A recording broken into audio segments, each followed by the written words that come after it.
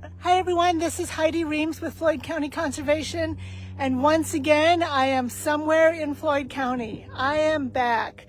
I realize it's been a long time in between our videos, and today it is just gorgeous out on the prairie, and so I thought I'd take you for a little hike. Today we are at the Fossil and Prairie Park, and let me get you turned around here. And even though it is a warm summer day, it is at the peak of blooms here at the Fossil and Prairie Park. So I thought we'd talk about some of the flowers. You know, in the springtime, we always think about getting out into the woods and being able to see those first woodland flowers. The summer is when the prairie is putting on all of its color. So here in front of us, this yellow flower, this is compass plant, and its leaves always point to the north and to the south. That way it's getting all of the sun in the morning from the east and all of the sun in the afternoon. And then behind it,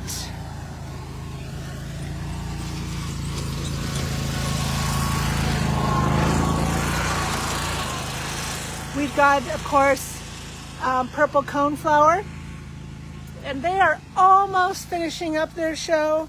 There's just a few of them remaining with their petals on them, but those seed heads are going to last all winter and be great food source for the birds. And then as those purple petals falling off, you've got all of these purples that are picking up, and this is a purple prairie clover, and there's also a white version of it too, so we'll see if we can come across the white coneflower as well. And if you notice, you know, everyone thinks that in a prairie all the grasses are in the same height, the same size, and you can see that there's a lot of dimension. Just like in the woods, there's the tall trees, the short trees, and the bushes on the ground. There's the same thing in the prairie. A couple weeks ago, or a couple days ago, we would have had prairie coreopsis blooming, but you can see that their flowers are done and their seed heads are just starting to form. We'll just venture down the way. Oh, here's some coreopsis that's still blooming. So you can see right there is what the coreopsis looks like.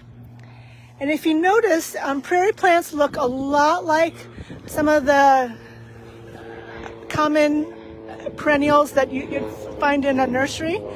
And that's because they've taken these native varieties and cultivated them to different colors, to be a little bit more showy, and those are the ones that we have in our yards.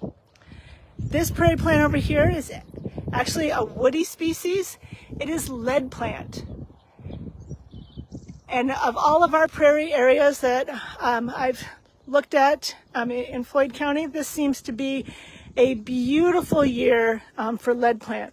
So we're having a lot more of that around, or at least a lot more noticeable this year than it has been in the past. But you can see all of the flowers and the seed heads, and then the buds of others to come. So this one right here is a blazing star.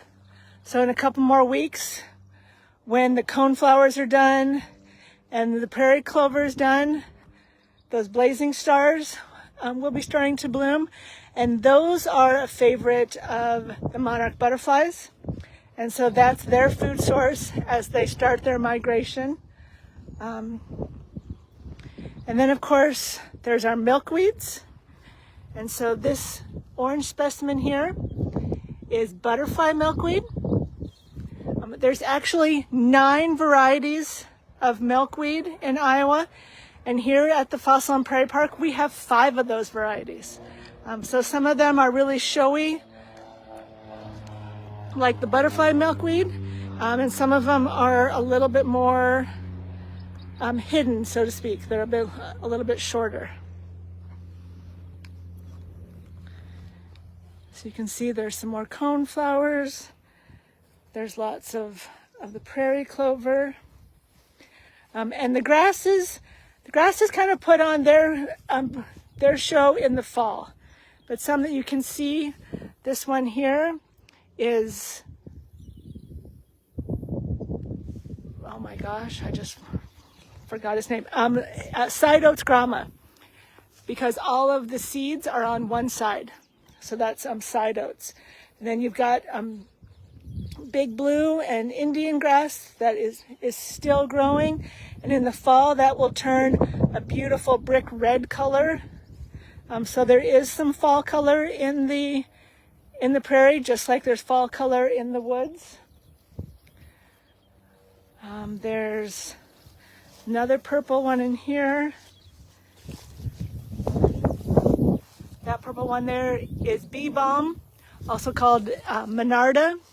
And I know in the cultivated varieties, there's also a red variety and more of a pale pink or white color as well.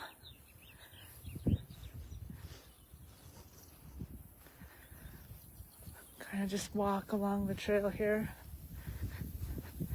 There's not a lot of people out here hiking the trails today, and that's because if you've had a chance to be outside, it's pretty warm, it's pretty humid, and even though there is a breeze, it's not a very cooling and refreshing one.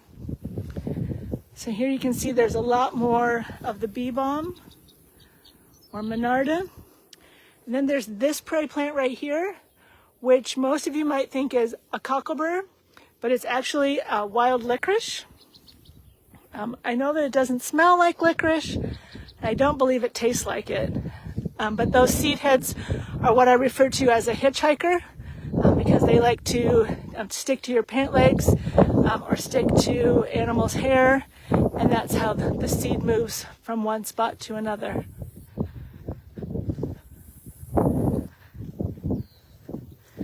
We'll venture up here through the grass. There are some gray-headed coneflowers, which are these pretty yellow ones in front of us here. And their seed heads too will also be a nice food source for the birds in the wintertime. And if you were to crush their seed heads when they're ripe, they actually smell like citronella. And just as any place you might go, there's also some plants to be a little bit wary of or be concerned with. So there is poison ivy, leaves of three-legged bee. There is wild parsnip. And it's not, on the parsnip, it's not so much as touching it as that's getting the oils or the sap on you. It reacts with the sunlight and can cause severe blisters if you're around it. You hear the sounds in the background. Our lawnmowers are out mowing the trail, so they're all ready for our visitors to explore. And at this time of the year, the park is open from sunrise to sunset, and our visitor center is still open daily from 1 to 4. So if you haven't had a chance to come out and hike the trails or go fossil hunting or any of that, it's still a good time to do that. I'm going to walk up here to one of the trailheads. There's a very unique plant that I wanted to show you. You can see all the coneflower, all of the blazing stars. Here's those compass plant leaves again. Compass plants can actually be about 8 feet tall at maturity, and their roots can go down 10 to 12 feet.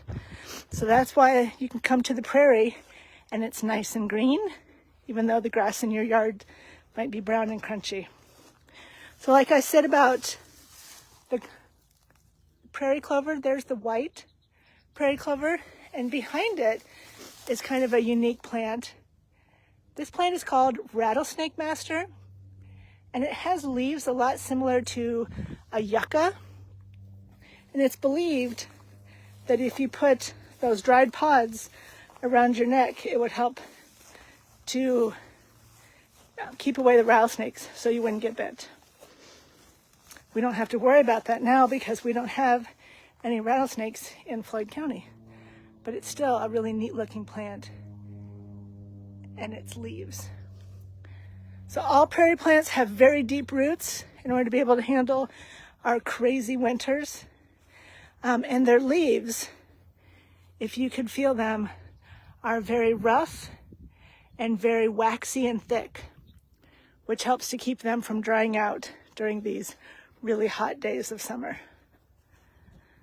So if you have an opportunity and are looking for a place to visit, please come out and see us at the Fossil on Prairie Park. There's a lot more to do than just go hunt for fossils. The park itself is 402 acres, so there are trails to explore. You can go fossil hunting, and then we also have river access to the Winnebago River, so if you'd like to put in a tube or a canoe or a kayak, you have that ability.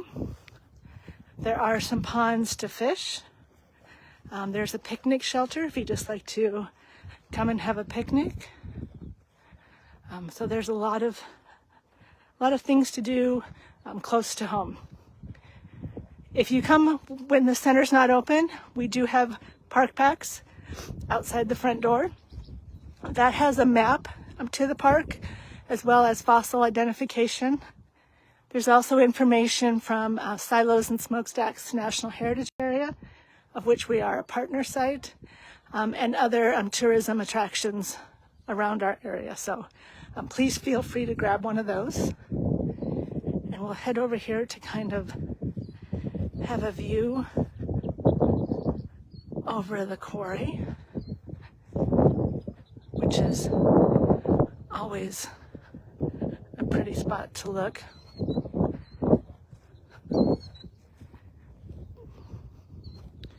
You never know what wildlife you might see. There's some killdeer in front of us.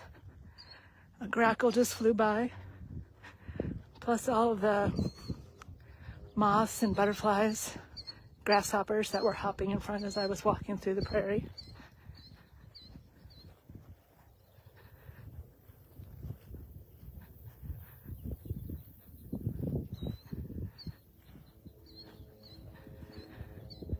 And then there's the quarry.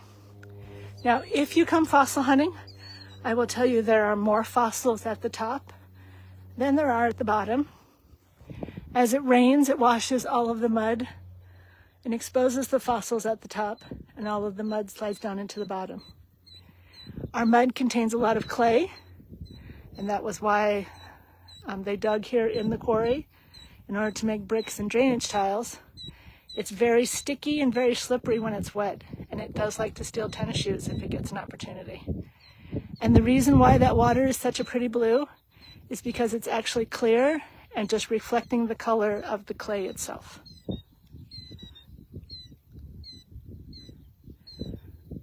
So I hope you have a chance to get outside sometime today. I would probably recommend waiting until the sun sets, as it is a little warm out. But if you have a chance and are able to get outside and get your dose of vitamin N at any one of our 33 areas that are managed by Floyd County Conservation. And I look forward to talking to you guys again from somewhere in Floyd County. Have a great day. Bye.